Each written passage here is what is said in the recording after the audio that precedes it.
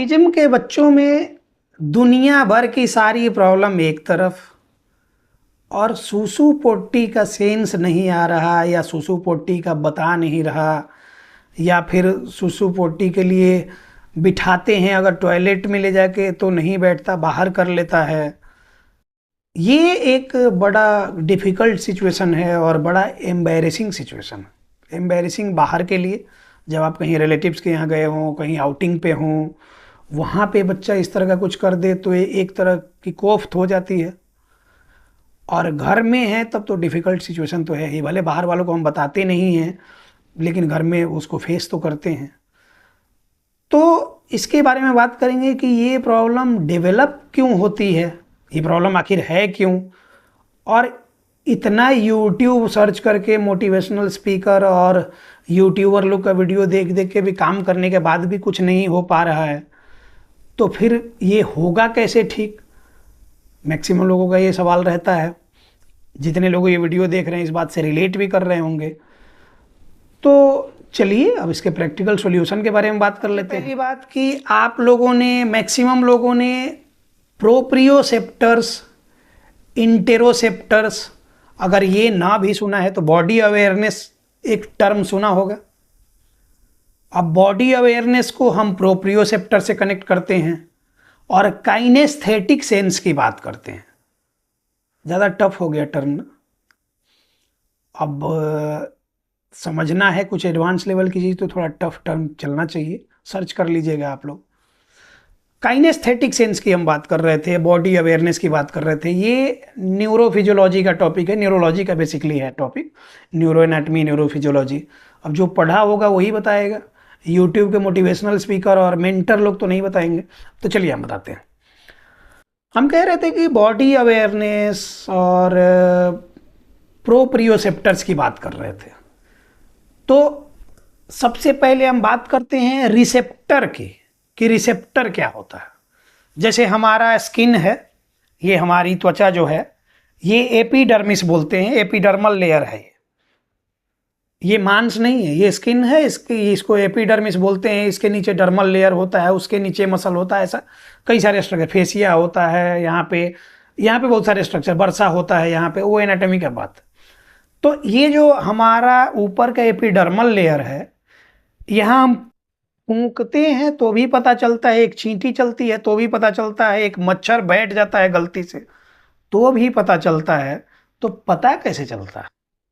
यहाँ हमारे sensory nerve के रिसेप्टर्स मौजूद हैं, वो स्टिमुलस को ग्रहण करते हैं, रिसीव करते हैं।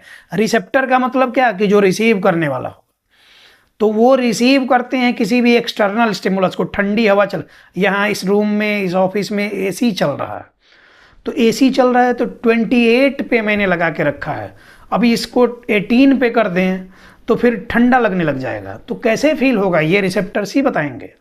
तो ये रिसेप्टर उस स्टिमुलस को रिसीव किया, हमारे ब्रेन की तरफ भेज दिया, तो यहाँ से एफरेंट नर्व ने डिटेक्ट किया, ब्रेन की तरफ गया सेंसरी स्टिमुलस के तौर पे, और वहाँ डिटेक्ट हुआ, उसके हिसाब से रिप्लाई आया मोटर स्टिमुलस के तौर पे। तो हम उसके हिसाब से एक्शन करते हैं कि हम एसी में अगर होगा तो टेम्परेचर बढ़ा देंगे, मच्छर होगा तो मार देंगे, ऐसा। तो ये तो हो गया कि ये स्केलेटल मसल और ऊपर और बाहरी रिसेप्टर की बात कर रहे थे हम। लेकिन बॉडी के विसरल ऑर्गेन्स जो हैं, आपको भूख जो लगती है तो इस पे चींटी आके बैठ जाएगी तो ये थोड़े बताएगी तुमको भूख लगा है, या फिर ऐसा थोड़ी है कि अब भूख लगा है तो लाल चींटी बैठेगी और प्यास लगी है तो काली चींटी बैठेगी, ऐसा तो नहीं है। ये तो साइंटिफिक रीजन है के साथ होगा, ये तो बॉडी के मैकेनिज्म के तहत होगा, न्यूरोलॉजिकल फंक्शंस के तहत होगा। तो वो क्या होता है कि अंदर में आपको भूख हो चाहे किसी बात का दुख हो, फील तो होता है। तो जो ये फीलिंग है, चाहे हंगर की फीलिंग है, चाहे किसी तरह के मतलब दुख हो रहा है, किसी के बिछड़ने का गम है, कई बार हम लोग कहते हैं कुछ किसी बात को सोच के मन कचोटता है। अभी का मौसम, फागुन का समय ऐसा ही होता है, लगता है कुछ मिसिंग सा है, कुछ चीज़ें मिस करते हैं हम लोग, पुरानी यादों में जाएंगे तो ऐसा होता है। तो ये जो फीलिंग होती है, ये अंदर की फीलिंग है। तो ये ही कोई प्रोप्रियोसेप्टर का काम है। जैसे बाहर का रिसेप्टर था, उसी तरह अंदर में प्रोप्रियोसेप्टर्स का, इंटेरोसेप्टर्स का, उनका काम है, और जो कि ब्रेन में हायर सेंटर्स से रेगुलेट किए जाते हैं। इतना मोटा मोटी कुछ साधारण भाषा में हमने समझाने की कोशिश की, उम्मीद करते हैं कि समझ रहे हैं आप।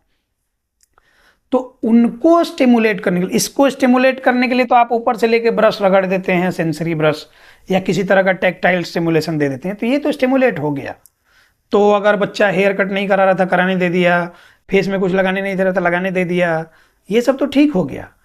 लेकिन अंदर की कुछ प्रॉब्लम है, किसी को भूख का एहसास ना हो रहा हो, किसी को किसी तरह का फियर का सेंस ही ना हो रहा हो, बॉडी अवेयरनेस नहीं है, किसी को टॉयलेट और यूरिन बॉवेल का सेंस नहीं है, तो ये सारा गड़बड़ी उधर से है।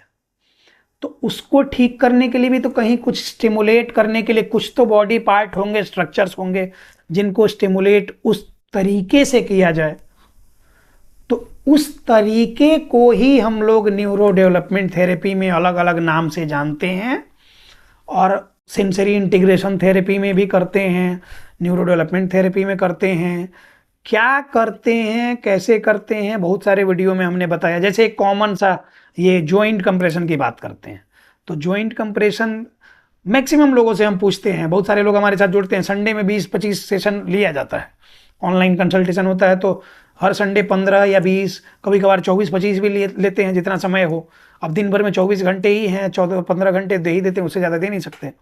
तो मैक्सिमम पेरेंट्स से पूछते हैं, कहते हैं कि सर आपका वीडियो देखा हमने जॉइंट कंप्रेशन का, तो हम इतने दिन से आपसे जुड़ तो नहीं पा रहे थे, सोच रहे थे जुड़ेंगे, लेकिन जॉइंट कंप्रेशन हम कर रहे थे। हमने पूछा कि क्यों और क्या होता है जॉइंट कंप्रेशन से, तो बच्चा शांत होता है, जबकि जॉइंट कंप्रेशन से ऐसा कहीं भी नहीं है कि बच्चा शांत होता है। तो उसकी हैंड फ्लैपिंग रुक जाती है, ऐसा कहीं भी हमने किसी वीडियो में नहीं बताया। तो वो जॉइंट कंप्रेशन के वीडियो में हमने डिटेल में बताया कि उससे क्या होता है, लेकिन आप देख के कॉपी करेंगे, प्रैक्टिकली उसको इंप्लीमेंट कैसे करेंगे, कितना कंप्रेशन, कितना एंड फील, कहाँ जाके रुकना, ये तो आपको मैंने फील नहीं कराया, मैंने तो सिर्फ बताया वर्बली, या फिर आपको दिखाया होगा कि ऐसा कंप्रेशन कर रहे हैं, फील तो नहीं हुआ आपको। तो फिर अपने बच्चे पे करेंगे तो प्रॉब्लम आएगी ना। इसी तरह से कहते हैं कि किसी का वीडियो देख के कुछ भी कॉपी कर लेने से पहले उसके पीछे का लॉजिक जाने, एविडेंस बेस्ड अप्रोच पे काम करें, तब बच्चे में डेवलपमेंट होगी।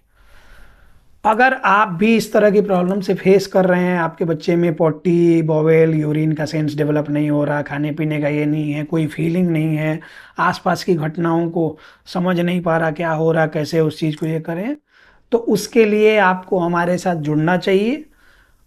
ऑनलाइन कंसल्टेशन की सुविधा उपलब्ध है, ऑनलाइन थेरेपी की सुविधा उपलब्ध है, पूरी दुनिया के लिए है जो हिंदी भाषी हैं। इंग्लिश वाले लोगों को हम ज़्यादा ये नहीं करते हैं, लेकिन अब कुछ लोग जुड़ रहे हैं तो उनको भी जोड़ा जा रहा है। लेकिन हमने सोचा कि हिंदी भाषी पूरी दुनिया में है, तो उन लोगों से पहले कनेक्ट किया जाए। तो इसलिए हर एक प्रॉब्लम के लिए स्पेसिफिक सॉल्यूशन है, लेकिन उसके लिए बच्चे का स्पेसिफिक डायग्नोसिस असेसमेंट होना जरूरी है। इसलिए हम कहते हैं कि आप हमारे साथ ऑनलाइन में जुड़ें, 1 महीने में आपके बच्चे में इंप्रूवमेंट दिखनी शुरू हो जाएगी।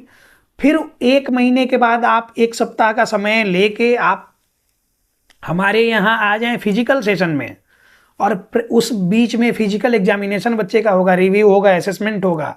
आपको प्रैक्टिकली हम ट्रेन करेंगे और प्रैक्टिकली ट्रेंड कर देंगे आपको। उसके बाद आप घर जाएंगे तो आपकी लाइफ पूरी तरह से चेंज हो जाएगी, आपको आपका फ्यूचर ब्राइट दिखने लगेगा, आपके बच्चे का फ्यूचर ब्राइट। और मोटिवेशनल स्पीकर्स के चक्कर में तो समय बर्बाद होगा, कुछ हाथ नहीं आएगा।